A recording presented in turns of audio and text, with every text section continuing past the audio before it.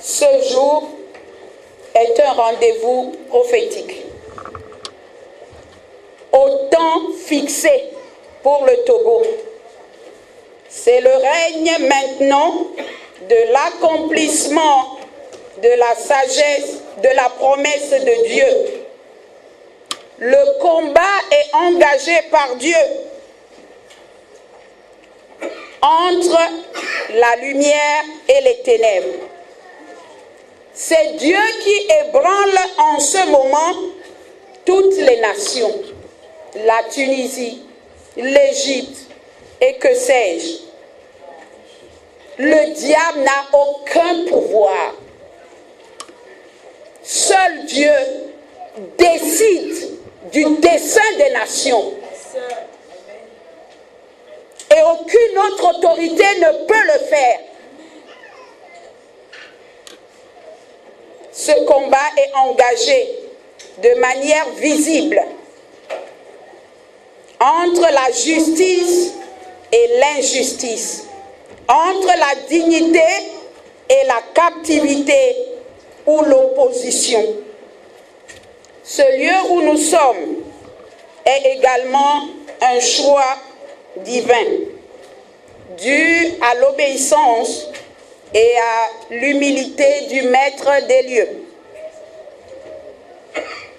Voici le mandat de Dieu à ses messagers. Dans quelque maison où vous entriez, dites, le royaume de Dieu est arrivé, et que la paix soit sur cette maison.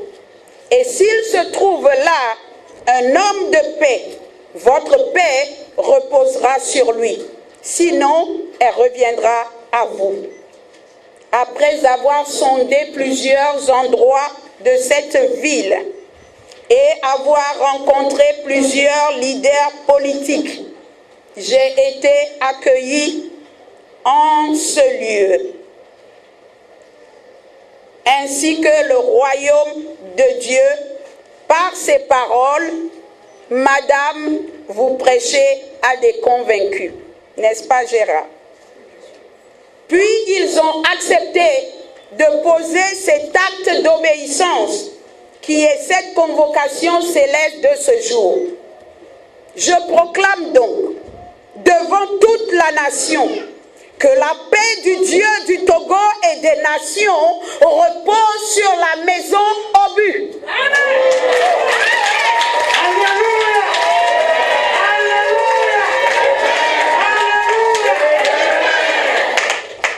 N'allez pas de maison en maison, dit le Seigneur. Alors, c'est à partir de cette maison que le royaume de Dieu s'étendra à toute la ville de Lomé et à toute la nation. Nous irons de Lomé jusqu'à Saint-Cancé pour annoncer le royaume de Dieu qui vient pour briser et anéantir le royaume des ténèbres et toute captivité, car c'est le jubilé de Dieu.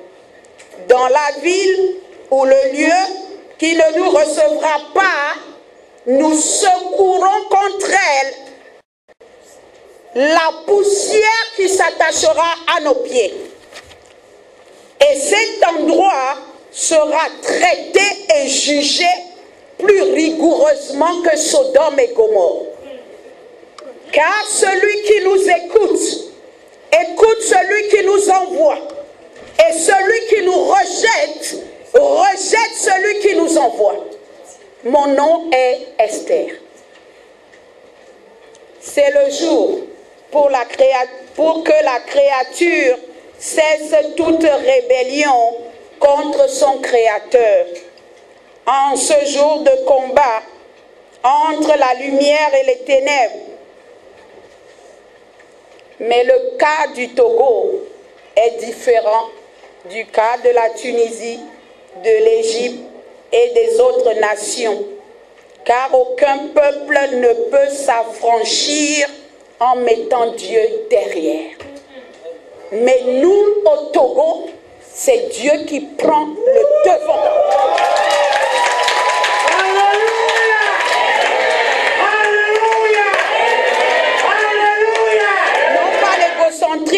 entier d'oppression. Pour le cas du Togo, Dieu remplacera tout le système des ténèbres et d'oppression par le nouveau système d'affranchissement réel, de justice, de dignité et de solidarité, afin que le peuple, ayant ses besoins comblés, soit libre d'adorer le seul vrai Dieu avec joie.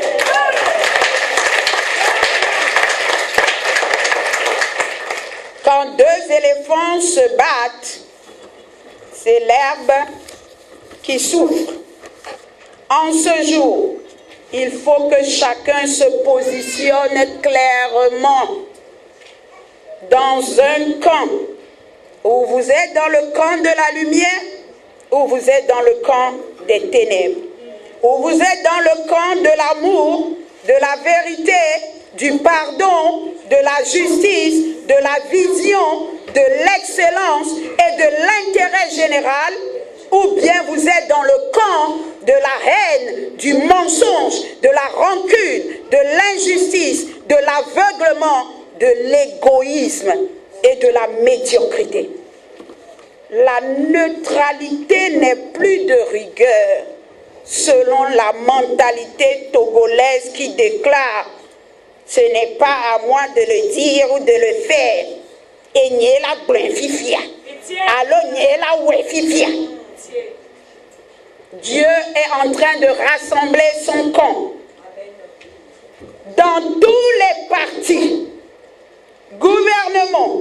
gouvernemental ou bien opposition, il y a des enfants de lumière et des enfants des ténèbres. Même dans les églises et dans les mosquées. Celui qui dit donc, ce n'est pas à moi de le faire, ce n'est pas à moi de le dire,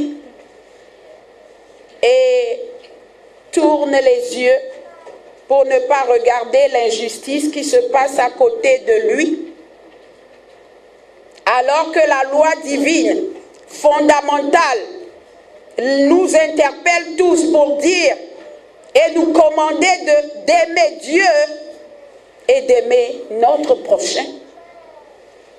Désormais, ce sera cette loi divine qui sera la base de la constitution du Togo nouveau. Ni l'égocentrisme,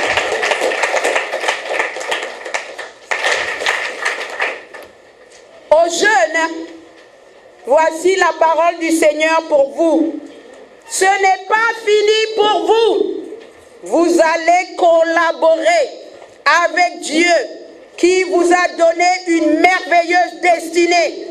Et vous allez retrouver votre fougue et rebâtir un Togo digne et prospère.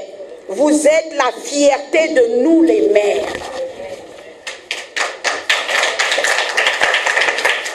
Que personne ne vous trompe.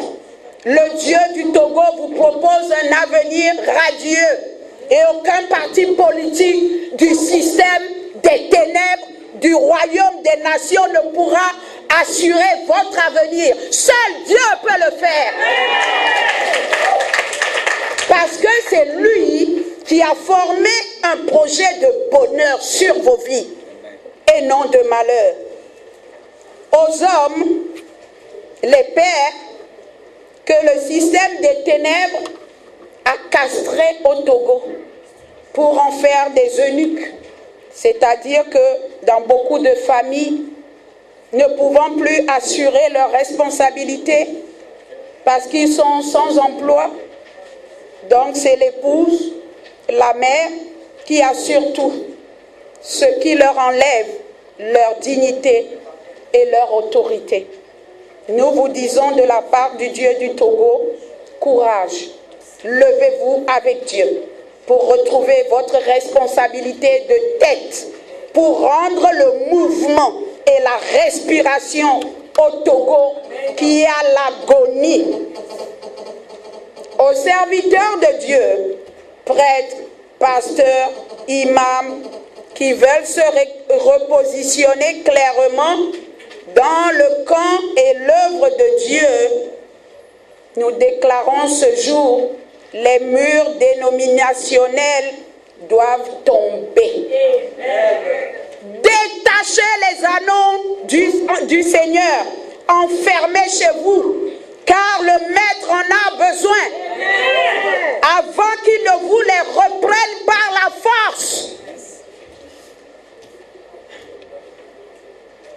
Vous avez besoin de l'unité. Je m'adresse aux serviteurs de Dieu. Et autour donc de la vision de Dieu, de la volonté de Dieu, et non autour des associations,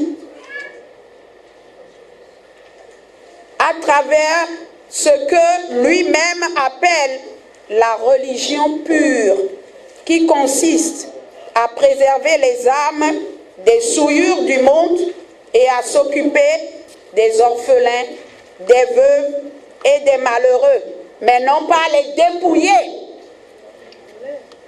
Nous disons, ce qui est impossible aux hommes est possible à Dieu. Celui qui a fait la promesse d'un Togo nouveau, prospère et respecté par les autres nations est fidèle. Et c'est lui qui accomplira toutes choses. Que tous les fils et filles de bonne volonté de paix se mobilisent pour nous aider à porter ce nouveau programme salutaire de développement intégral et harmonieux de l'homme, bref, cette vision de Lomé à Saint-Cancé. Dieu n'a pas besoin d'attendre les élections des hommes et des systèmes des nations pour mettre en pratique ces nouveaux systèmes et principes divins de gestion des nations dans tous les domaines de la vie sociale, politique et religieux, culturelle et sociale. Les provisions sont déjà libérées de manière surnaturelle pour accomplir la vision du royaume de Dieu. Je proclame donc l'arrivée du royaume de Dieu et la souveraineté de Dieu sur le Togo. Je proclame la fin de la captivité du Togo et de l'Afrique.